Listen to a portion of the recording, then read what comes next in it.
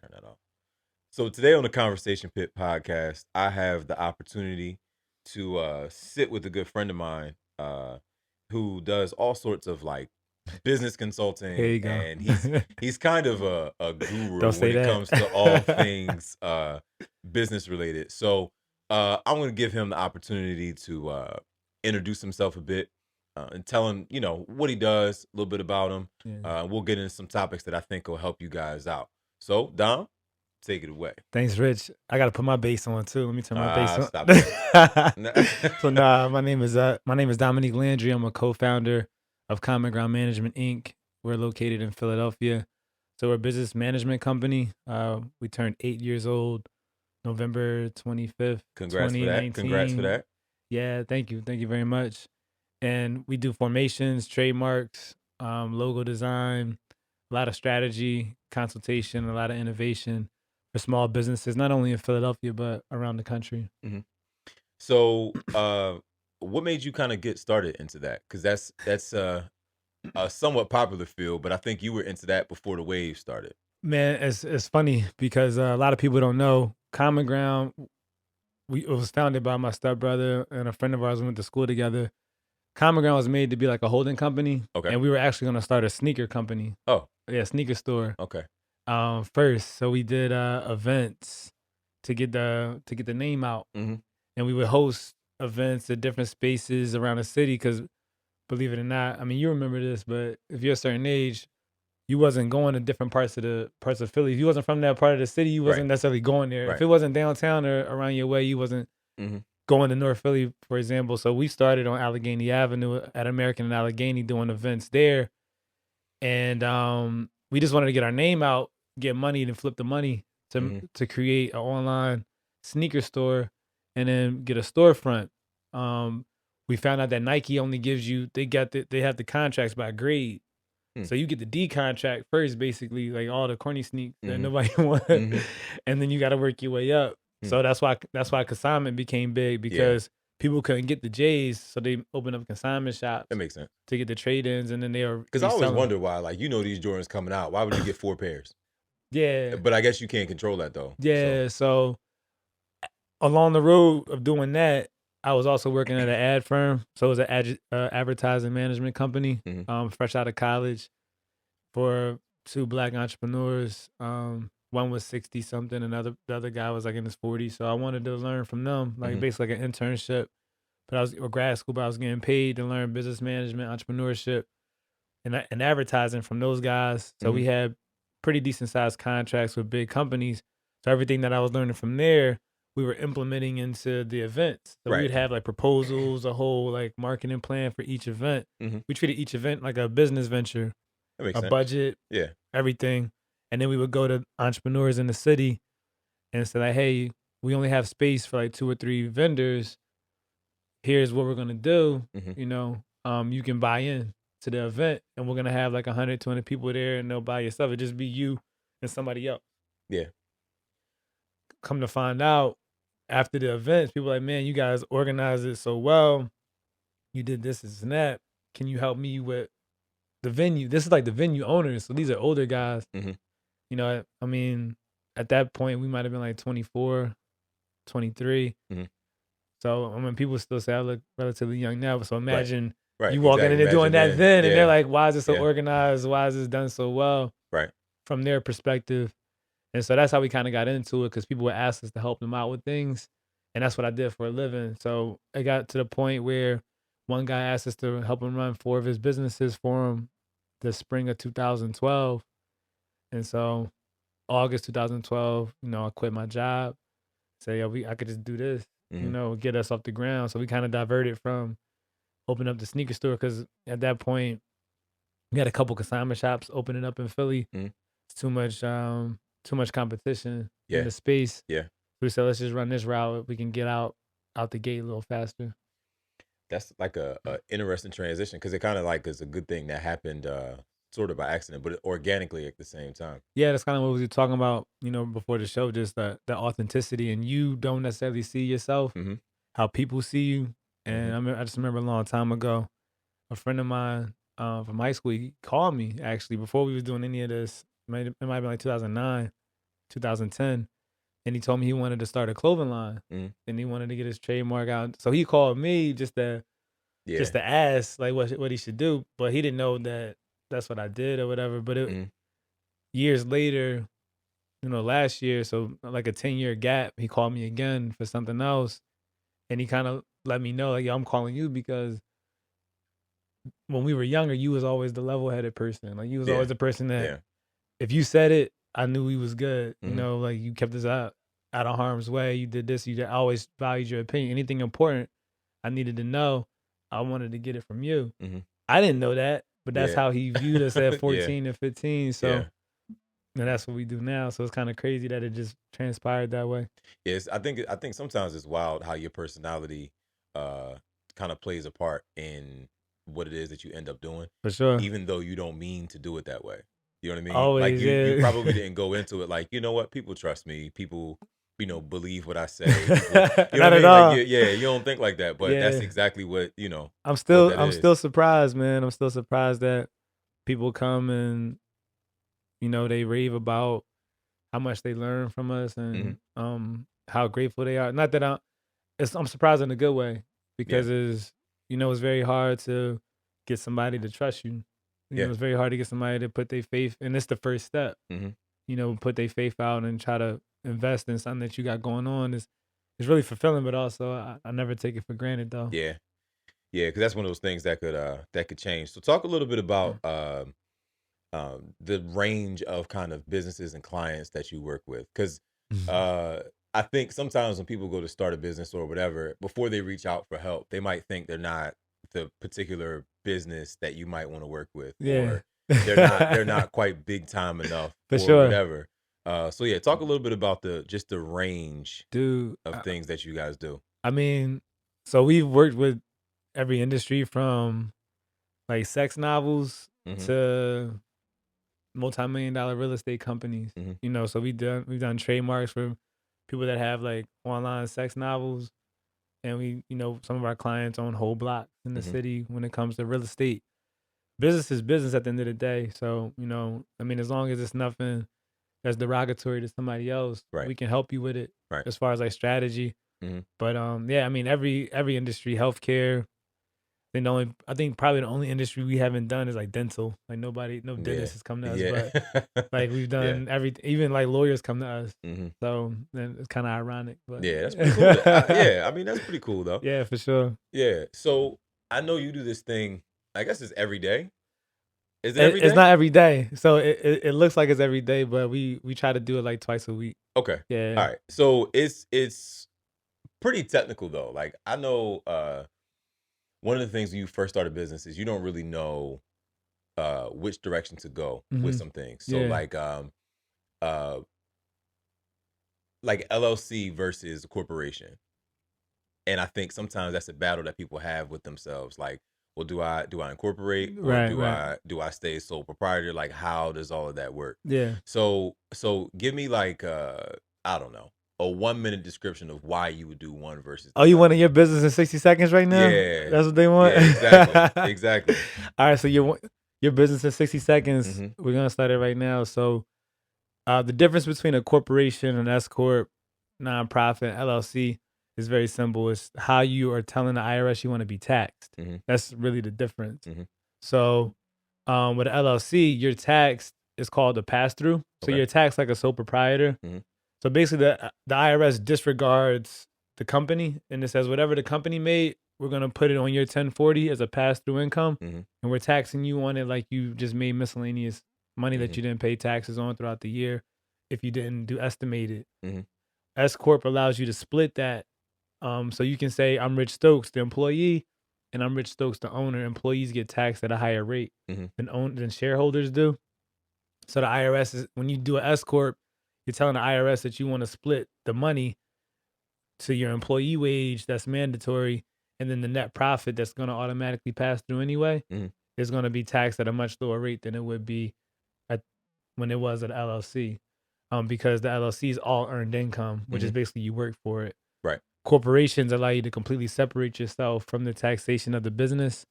So as a shareholder, you don't if you own shares in Apple, you don't have to pay Apple's net income tax. Right. you only pay taxes on what On you what you cash have. out Mhm. if you cash out your shares. So that's the same if it's Apple or if it's just your company and you made $1,000. Yeah, who's So cashing out Apple though? no, right. So at the end of the day, the designation that you have with the IRS is just telling them how you want to be taxed. And you can change your designation as your company grows. Most people, try to negotiate LLC or Because S corp. that's what I was gonna ask. Like, is that something that, because I've heard a lot of people say that the way, or one of the most effective ways to go about that is start off as an LLC, Mhm. and then as you grow, you kind of need to change, or you have the, I don't say you need to, but you You have have the the option to option. change. Yeah. Yeah, but like at what point do you make that kind of decision? A good rule of thumb for us, this isn't mandatory, but a good rule of thumb for us is once you start to hit net 5 figures, Hmm. so you ran the company, you made X amount of money, you paid out all expenses, and you got more than $10,000 left Hmm. as net profit, you need to start making some decisions about how you want to be taxed because just off top, that's like $3,300 is coming out of your Hmm. pocket personally Hmm. if it's an LLC. Hmm. If you have $10,000 left over, so with a corporation, the corporation is only going to pay 2,100. So you Uh, just saved 1,100 right there yeah, by just changing that. just by changing the least the more the if your money is lower, like if it's only 5,000, the difference isn't that much. Yeah, so it So doesn't affect it you as doesn't much. affect you as much. Hmm. But some people need to do it from the gate though, because if you have health insurance that's predicated on your amount of money you make, Hmm. you live in an apartment or a house that's predicated on income, and you start an LLC that could affect your health Yeah. insurance or where you live, the rent that you pay. So a corporation will protect you a lot more. So some people need to do it from the get go. Some people have the ability to start an LLC, watch it mature, and Hmm. then switch as it grows. Nowadays, because of the tax reform, it's not the same as it was before. Like before, it was kind of like automatic, just do an LLC. But nowadays, with the Trump administration lowering the corporate tax rate from 35% to 21, it's kind of like just just do Yeah, it. If you you're might gonna as well do it, just just do do it. it. Yeah, You you might know. as well just do it then. So you talked a little bit about protecting yourself tax wise. Hmm. What about uh, trademarking and Yeah. copywriting and all of that thing? Because I know you sort of specialize in that too. Yeah. A lot of people when they first start, we were talking about this a little bit earlier. A lot of people when they first start businesses, uh, they run around with the logos and the t-shirts and the this and the that, Yeah. but there's no protection there whatsoever. I don't think that most people know that in order to trademark, you have to be actively using what Yeah. you're trying to trademark, Yeah. right? That's a big shock when people call up and I tell them that they need a specimen. So, and Yeah, that's what that means that you're using it in commerce. yeah. Yeah. But is that dangerous though to go and use that before you trade? Because it seems like a a liability or a risk to do that because you have no protection at the time. Um. So is it dangerous? I would say depending on the name in the industry, some names are just like, man, that's a good word. It fits exactly what you're doing. Yeah. As somebody else is probably going to think about that name Hmm. and want to do it. Hmm. Um, some people come up with names that nobody would even care about, Hmm. until it becomes popular. Yeah. So it just really depends on like how related to the industry is Hmm. your name and how I don't want to say how common the word is. So if it's a common word Yeah. and So it what are the ties in, likelihood? What's the likelihood yeah, of what's that the likelihood being? of somebody else like thinking about it in, Omaha, Nebraska, for Yeah. example. So to me, so here's the truth about trademarks and copyrights from our perspective. Trademarks are really good to get, but a trademark is only as good as you can enforce it. Mm. So it's like Hmm. having a shotgun. You either have the shotgun with shells, meaning you have the ability to actually take somebody to court for the Hmm. infringement and duke it out, or you have a shotgun no shells, meaning all you really have the ability to do is send them a cease and desist and hope that they just get scared from the cease and desist. And Yeah. no, to be honest, I Yeah. mean, because the trademark doesn't prevent people from using it. The trademark prevents people from trademarking it, Hmm. right? You have to prevent the person from using it by taking legal action. Hmm. So legally, you have the right to stop somebody, but the USPTO isn't walking around being like, "Hey, somebody else is using it. You got to stop." That's that's incumbent upon you.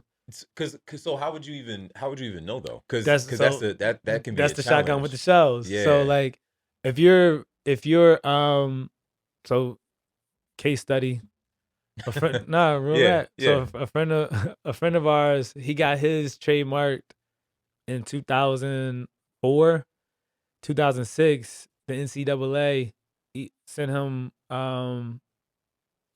a letter saying he had to stop Mm. because the word that he used was a part of something that they use. It was March Madness, and it was a word that he was using with his clothing line. And they use it on apparel. So they sent it to the USPTO, the United States Patent and Trademark Office. Mind you, he had already been cleared for 2 years, Mhm. so he had the registration. And the USPTO sent him his lawyer that did it. They sent the appeal to them, to that person. That person wasn't in business anymore. So 6 months passed, and he lost his trademark, just because the NCAA has lawyers that are always looking Yeah, to send out stuff. yeah, So they can pay lawyers to just look. yeah. That's wild. If you're us, you just can't pay a lawyer to just sit there and look all Yeah, day for like yeah, who's using your mark. yeah. So again, it's a precautionary step to take. It's really good, but a lot of people misconstrued it with the ability with they're gonna police it. The USPTO is only policing applications. They're not Ah, policing mhm, usage. So if somebody's mhm. in Anaheim, California right now using your name, they just using your name until you find out. And then what happens? You send a cease and desist. So basically, it's a risk either way. Yeah, I Like, mean, you know you what I mean? just If you running. putting it out there, yeah, Yeah, like you just running. You running a risk. I mean, if you in business, you in business. You know, and your brand is important. But that's as you grow your mhm, business literally matures.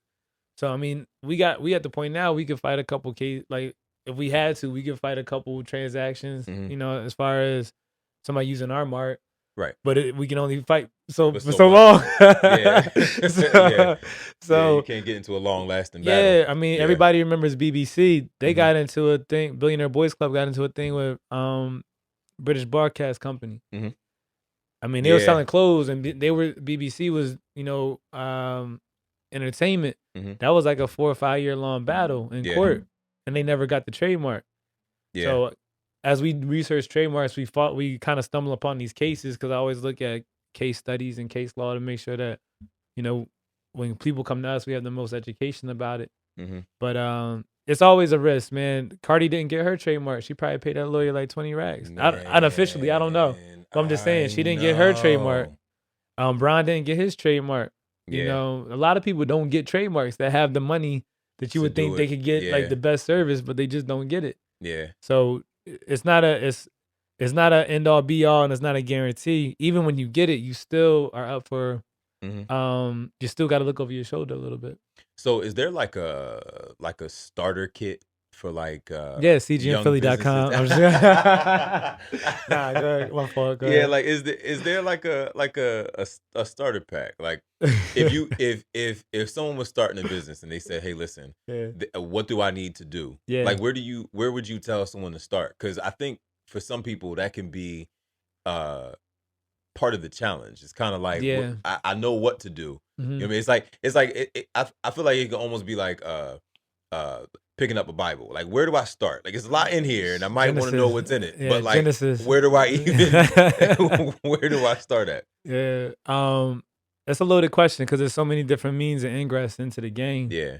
So some people start with the tangible skill set to do something. Mhm. Like if you can cook really well, you probably just start at the production of making chicken, Mhm. whatever the case may be. Some people are researchers, so they'll spend years researching.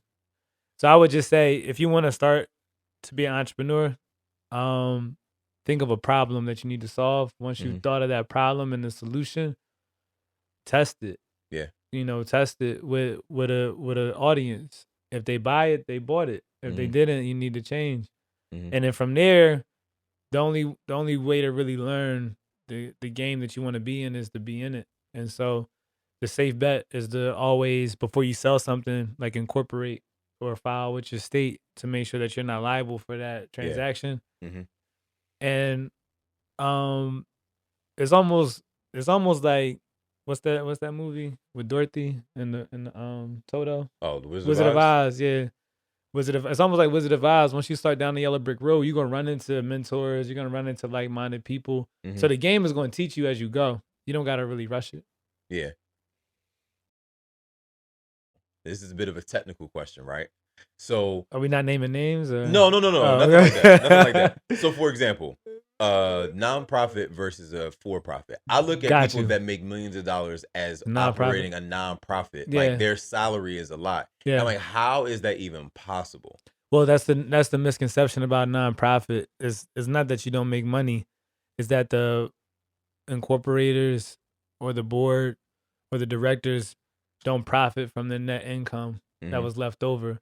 So it's the biggest companies in the world are nonprofit organizations, including the NFL. So Wait a minute. yeah, Really? NFL's a nonprofit. It was a 501c3 up until a couple years ago. I did not know that. Yeah, so I mean NFL don't pay the Super Bowl talent, Yeah. you know. Yeah. So Paul Tagliabue, no, Roger Goodell. Roger. Oh Yeah. yeah, Roger Goodell. He's hired by all the team owners. He's their employee, Hmm. right? And so he gets paid millions of dollars to make sure that this brand moves forward. Hmm. The NFL is going to net X amount of money that it can either redistribute to other nonprofit organizations or use to improve the business. So being a nonprofit doesn't mean you don't make money. You can sell items as a nonprofit. You can make all the money you want.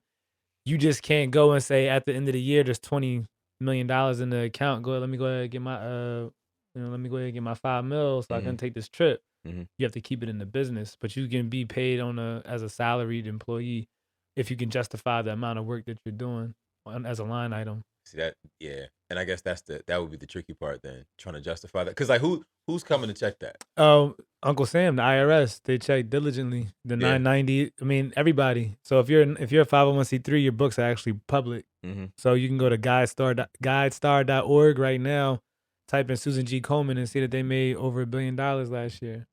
Yeah, that's a lot. And so if you're a 501c3 charitable organization, you've waived your right to privacy. Hmm. So everybody can check. Yeah. Everybody's So looking. yeah. So Yeah. yeah. So what do you do? And this is like personally you. So Mhm. because you are very in tune with the law changes and things like that. Now Yeah. I know that is a function of the business that you're in, Mhm. but it's gotta be like, do you ever get bored looking at that?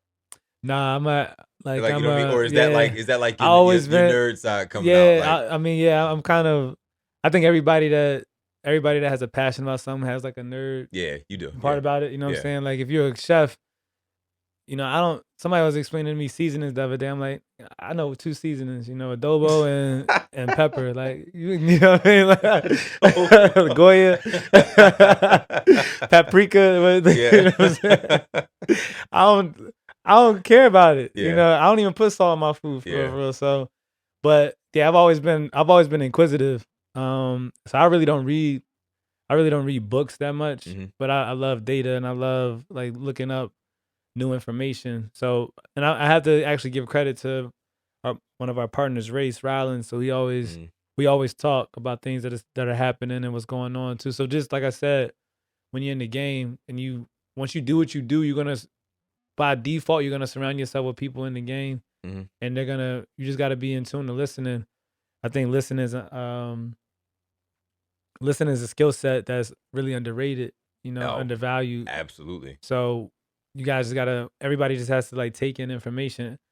As a business consultant, if you want to call us that, I always tell people that work with us, whether they be interns or they're salary, like nothing's coincidence and no information is bad information. Hmm. So you might have heard something 2 years ago in a inconsequential conversation, but 2 years later, somebody walks into the office like, "Hey, what do you know about such and such?" And you're like, "Damn, I just talked to somebody about Yeah. that like 2 years ago." And you gotta retain everything. Hmm. So I've always had a pretty good memory about stuff like that, and I've always been interested in reading facts and data and just making my own conclusions from that. Hmm. And so it just kind of fits to what we do.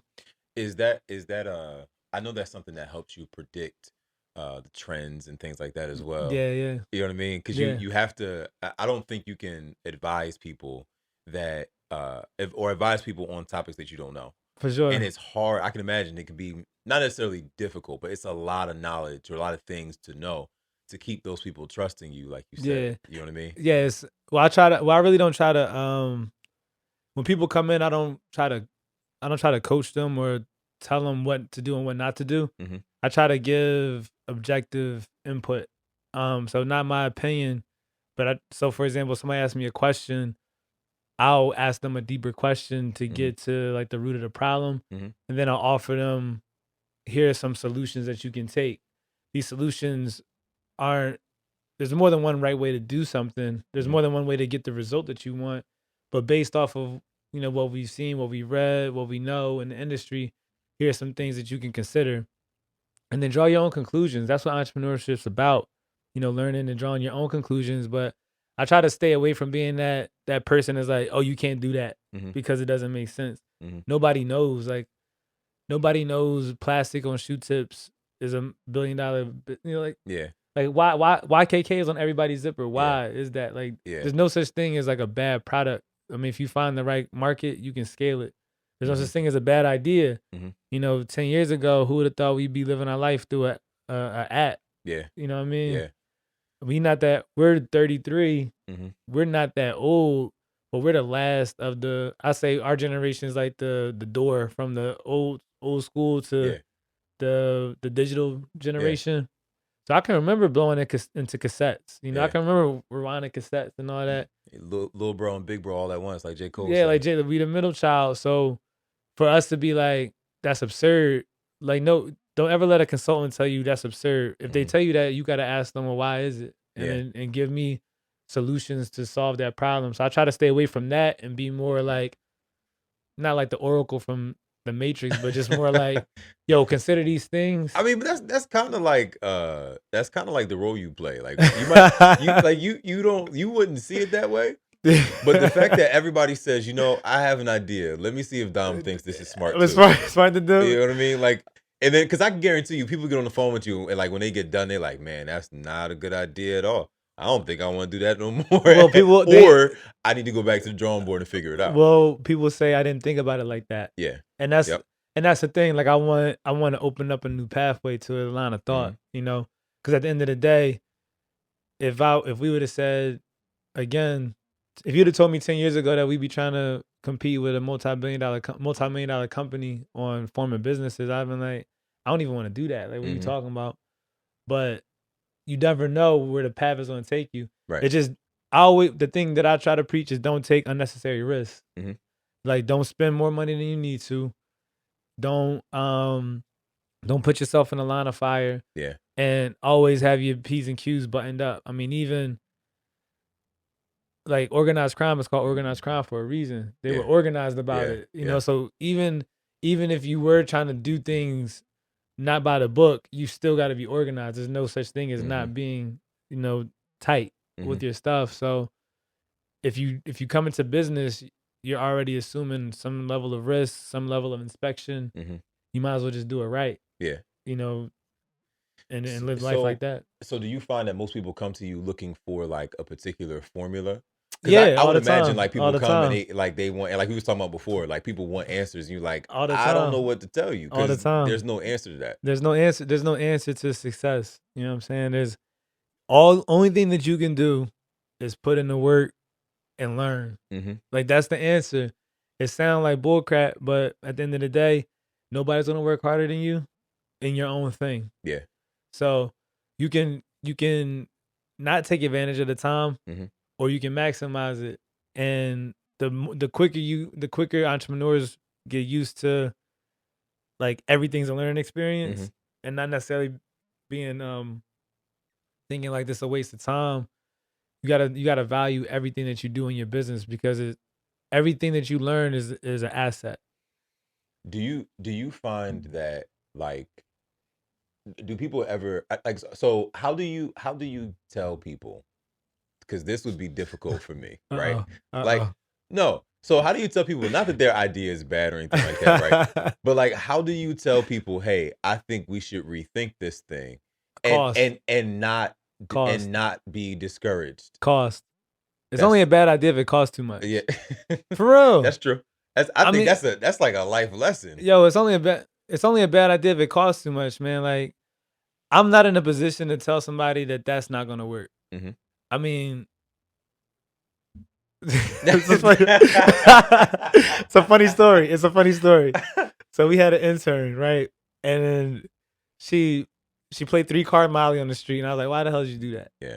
And she lost like $300. And so she came to the office. She's like, "Yo, I lost all my money for like the next week." And I was like, "Damn, that's crazy." She's like, "Yeah, I'm about to sell my dirty socks." I was like, "Sell them to who?" She was like, "Online." I'm like, "Who's buying dirty socks?" Yeah. Like, Purrs buy dirty socks online. That's like a thing. And I'm like, "What?"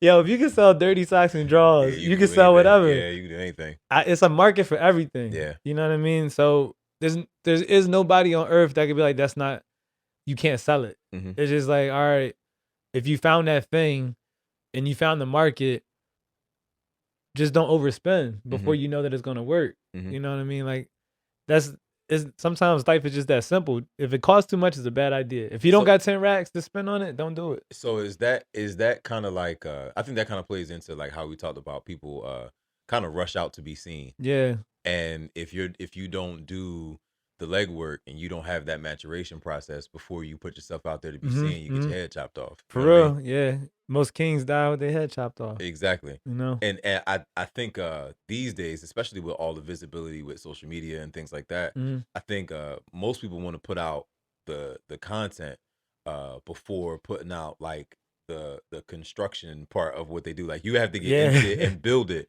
For before sure. you show it to people. Like there's a reason why there's a curtain down to the theater before the show starts. Exactly. There's a beauty in the nose. There's a beauty in the growth process. Cause if you can't handle 5 customers, you can't handle 50. Hmm. You know, you gotta have you gotta have the processes in place. You gotta have the ingredients in place. Hmm. You gotta have all these things in place to be able to handle consumers. Because consumers are coming with the mind state that you're ready.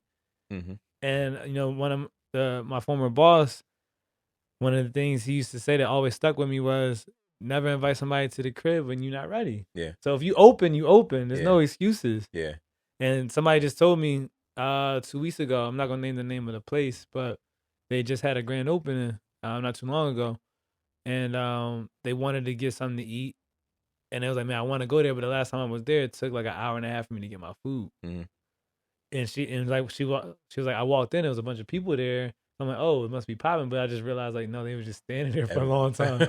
And so instead of like going back Yeah. and being a repeat customer, Yeah. that's sticking in her mind more than the quality of the food. Mm. So yeah, everybody wants to make $1 million, but yo, if I told you it cost you $5 million to make $1 million, Yeah. you wouldn't believe it, but it's true. Yeah.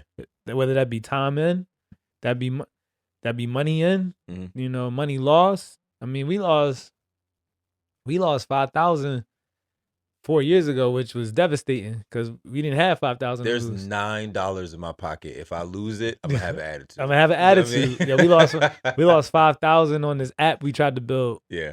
You know, with these guys from Bangladesh and Bangladesh. Yeah. Yeah. And I was heated, but at the end of the day, you got to charge it to the game. Yeah. But what I'm saying is, you got to go through the lumps before you can Yeah. go to the success. You know, Yeah. it's going to cost you to get there. Yeah. You know, one of our mentors, man, he told me straight up. He's like, I'm probably 900,000 in from Mhm. different businesses. Mhm. It is what it is. Yeah. You know, you're not going to cheat. You can't get home without going through first, second, and third. You know. Yeah. I mean, because I think it was the dude from True Religion had like 8 or 10 different clothing brands For that sure, just before didn't it work popped. until he and then he sold it for something ridiculous, 800 million or something crazy, Yeah. and then moved on to something else. And I think I actually heard about that first with like Nehemiah, and he Mhm. was like, you know, yeah, he sold the business, and now he like, all right, I got the blueprint, now I know what to do. But imagine how much it cost him to just get to To that get point. there. And like Jay not the first person to say it, but you only got to be right once. It don't matter how many times you was wrong. Yeah. There's really no wrong. You know, business and science is the same thing. Mhm. You know, when you do a science experiment, you're doing these hypotheses and you testing them Mhm. against controls. So you got variables that you try to implement to see which one's gonna produce the change. Yeah. And then you say, okay, cool, is my hypothesis correct? If it wasn't correct, you gotta change quick.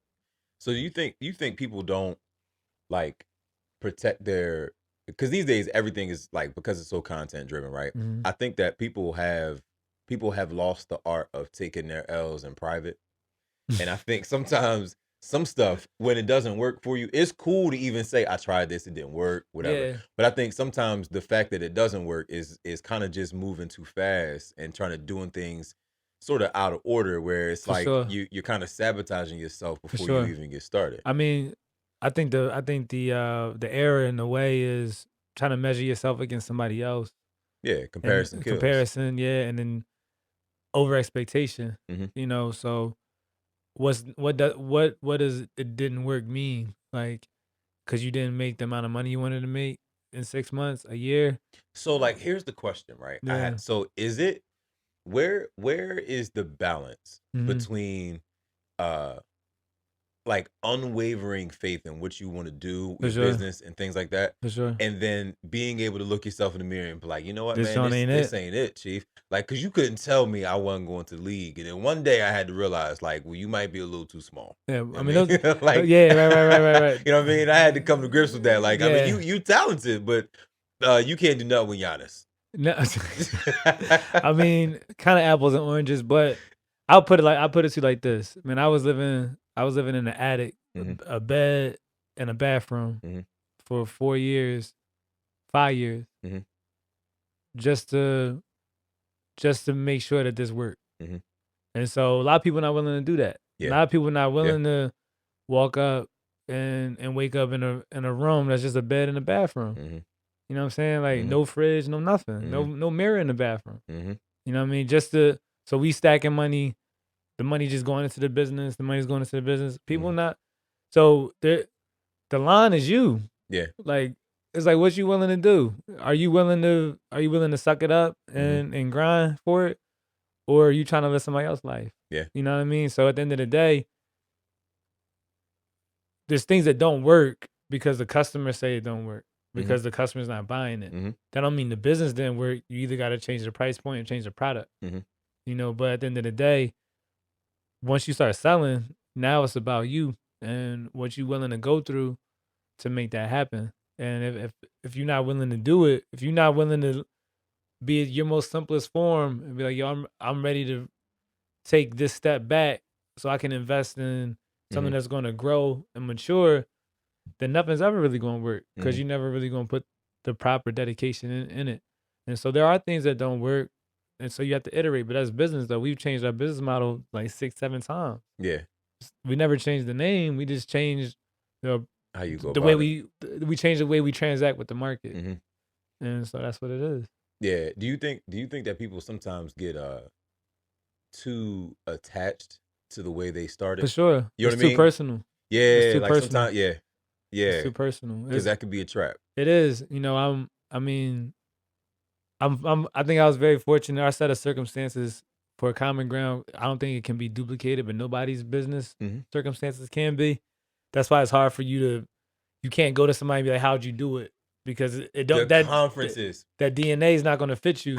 the conferences, Yeah, do these 5 steps and you'll yeah. be, My DNA, my yeah, DNA isn't your yeah, DNA. it's You know what different. I'm saying? I came from a certain place where I'm cool with a cot. Hmm. You know what I mean? I slept on a cot before. Hmm. You know what I mean? I slept in all types of situations before. And so it wasn't enough for me to be like, yo, I'm going home to this attic that's a bed and a bathroom Hmm. for 5 years. That was a sacrifice I made. Hmm. And so at the end of the day, when you have people that um are willing to do that and they can come out on the other side, then it's good. But you can't duplicate somebody else's steps though. And so you gotta be willing to take the steps that you're willing to take in line. But yeah, it's always because of having overestimation about where you should be and Hmm. being too personal Yeah. about where you should be. Like I always knew from an early age it was, you gotta separate it from your emotions, Yeah. and then Because I think that's tough. Because I guess you have this idea and you can take hold of it and it become your obsession. It becomes your baby. It becomes all of those things. But I can imagine for some people it could be difficult to just say, all right, well, let me kind of revamp what's going on here. But yeah, it's super what necessary. they think other people are gonna think. Hmm. If they don't hit the status they supposed to quote unquote hit. Hmm. You know what I mean? So I was never embarrassment was never a word that I really knew, Mhm. and I didn't really, I I like to hear people's opinions, but at the end of the day, when it was about, it was just gonna be me in the gym, Mhm. whether it be me training as an athlete or us doing common ground management. I mean, it was us, Yeah, you the in the driver. yeah, we the drivers. Mhm. So, you know, stepmom, uncles, grandmom, cousins, whoever the case may be, might say, "Why are you doing this? Get a job, whatever." You gotta Mhm. block all that out, Mhm. and a lot of people get scared to tell somebody that it didn't work Mhm. because they like, man, I'm gonna feel like a failure. But that's failure. That's not the definition of failure, though. Yeah. Yeah. Yeah, and it's all a learning experience, I Mhm. believe. Even when you're talking about the no's, I think we run from them. Oh yeah. I think the pain of the no, I think is where the value is though. Yeah. You know what I mean? Just like they say all the best sad songs or all the best R&B songs was written when you was sad. Yeah. Mary J, go They back to that came place, from baby. yeah, MJB, go back to that place, baby. I see how she been there for a long time. I think she should be happy now. I don't know, but the I- songs in the '90s was crazy. yeah, yeah, but I think there's something to that, man. I Yeah. think you don't build always out of creativity. A lot of times the best things are built out of necessity. That's the only time creativity happens. Creativity Yeah. comes from necessity. Yeah. You know. Yeah, You ever had a that's syrup sandwich? no, I've See, never had a service yeah, sandwich. No. because you had something to eat. Yeah. Yeah. Yeah. Yeah. That's true. That's true. I didn't have to I do didn't that. have to do that. We didn't have Yeah. to get creative Yeah. with the Yeah, not with not the that creative. veg. You know what I mean? And like every once in a while, you might get a little water in the lotion, Well, but you no surf sandwich though. yeah, on toasted. Yeah. For the gourmet joint. Yeah. Yeah, So I'm gonna try to merge two topics here, right? yeah, Because I know you coach soccer. yeah, What yeah. age group you coach? So we started at 6 years old, and our oldest kid right now is 13. So 6 to 13. So a lot of these principles, do Mhm. you find yourself kind of implementing them with the kids too in a way that they might not Oh yeah, no recognize doubt. now, but No you doubt. know? That's the reason why we formed the soccer club. Hmm. One of our clients actually wanted to do. It was always in our mission from when we first named Common Ground Management to do something community Hmm. oriented. And one of our clients wanted to do like something for the youth. Right. He wanted to do basketball or football, but I said, man, like, yo, let's do soccer. I think soccer did a lot for me in such a short amount of time in Hmm. my life that, and it's crazy, like, cause where I live, we used to always drive up and down 12th Street, and be like, man, it'd be cool to like have kids playing in that playground. Hmm. Like, you wouldn't see it. And so it was just like something to say, Yeah. but that's the beauty of entrepreneurship. Now we can actually make a difference and do it. Hmm. And so we started soccer because it's a problem solving game. It's a lot like it is basketball with your feet, to be Yeah. honest, Yeah. but it's a problem solving game, but you're gonna be exposed to so many cultures and so many different people Hmm. that it's gonna allow you to see the world a little different. And so yeah, absolutely. I try to the big thing is it's funny, it's not even with the kids, it's with the parents, like accountability. Yeah. It's really more for the parents, to be honest. Hmm. Yeah. One of the things that I found about playing soccer and certain other sports too, but I think soccer more than any others, I think it helps even children break down certain barriers, whether it Mm. be racial, economic, Oh whatever. yeah, for It's sure. so difficult for me to not like you and have an attitude with you after all that running. Yeah. I kind of don't even care no more Right. about you know what I mean? Like that kind of wipes away all of It that. wipes away. I mean, and that's the thing. Like nothing against basketball and football. Like I love those to death. That's how I grew up. That's how Yeah. most of us grew up. Yeah. But at the end of the day, if you're playing basketball, you're playing against yourself. Yeah. You know what I mean? Like if you're from the hood, you're gonna play against another Yeah. kid from the hood. Yeah. You play football, you're gonna play against another kid from the Yeah. hood. So when we take the team out and we have league games, man, we're out, Northampton, we're out all these places. Yeah. It's just a different. I mean, we played a whole team of Brazilians before. We played a Yeah. whole team of Ecuadorians before. We played out in King of Prussia. Hmm. So they just get to experience different cultures, like you said, different people. Yeah.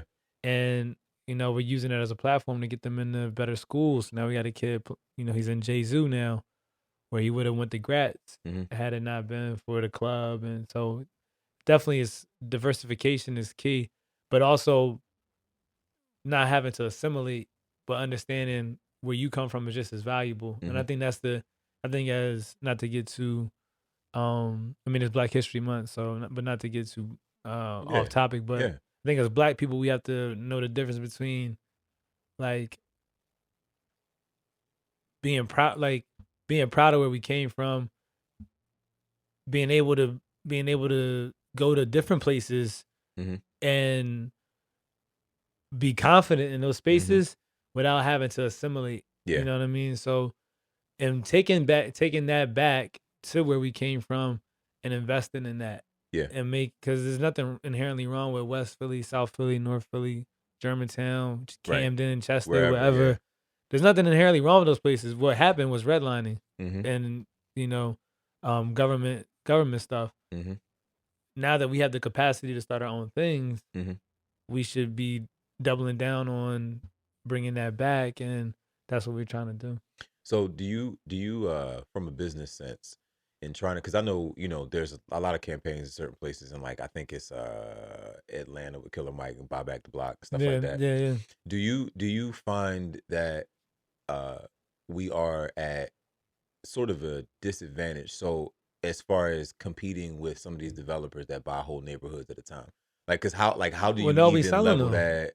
I You know what I mean, we mean? selling them. Like we selling them. So Hmm. I think for the most part, and there's nothing wrong with doing business, Yeah. but you got to understand, and it's not to be cliche, you got to understand that there's levels to the business. Hmm. So if you're dealing in real estate, the business is ownership. Yeah. That's point blank. Period. Right. Right. The person that owns the land is the one in control Hmm. and is ultimately going to make the most money. Hmm. So when we wholesale our blocks away, when like real estate is the most true to economics out of any industry. Hmm. Is going to ride the economic wave, and so we price ourselves out. We do all that stuff just to make 10,000, 5,000, 7,000 on a property that's going to make Yeah. hundreds of thousands, if not Yeah. millions, later on down the line. So I think what kills us now is the fact that we don't understand how powerful we are Hmm. and how much we could control our own destiny at this point.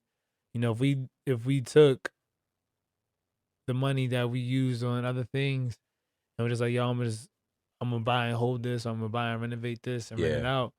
Like, this whole city of Philadelphia was $1. Yeah. And we had a lot of people that could have bought up Yeah. these places and made decent houses out of them and not be abandoned. But when when another culture comes in and they say, "Oh, it's cool to live here now," all of a sudden we want to live there. And there's Hmm. nothing wrong with moving to the county if that's what you want to do.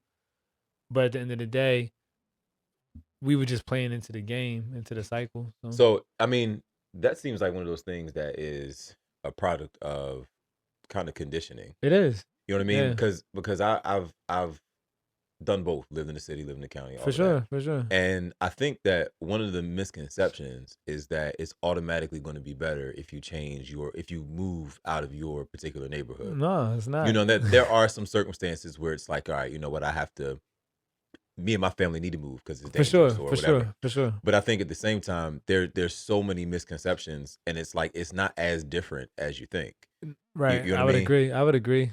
And I think at the end of the day, it's a self fulfilling prophecy. A Hmm. place is going to be what you make it. People move to Hmm. Atlanta thinking like their life going to be Hmm. different. People move to Atlanta like it's gonna wash away all their sins. Like I just don't understand. There's such a big country. It's such a big world. It's like everybody runs to Atlanta and then tweets about how mad they are about sitting in traffic. You know what I I mean? mean, Like, like, did you yo, really move to Atlanta just to sit in traffic? yo, we Like, no lie, man. We went to Atlanta in 2010.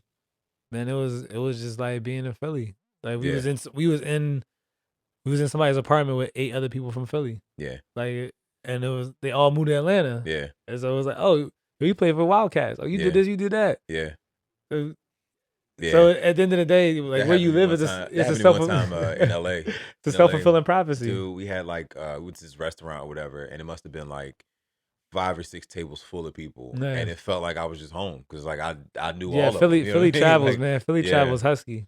So yeah, you gotta make your thing wherever you are, you got to make it what you want it to be. Mm-hmm. And I think that's the thing that we never really got our hands wrapped around. Yeah. Because we're not used to planning. We're Mm-hmm. used to like living day to day, not even minute to minute, And reacting.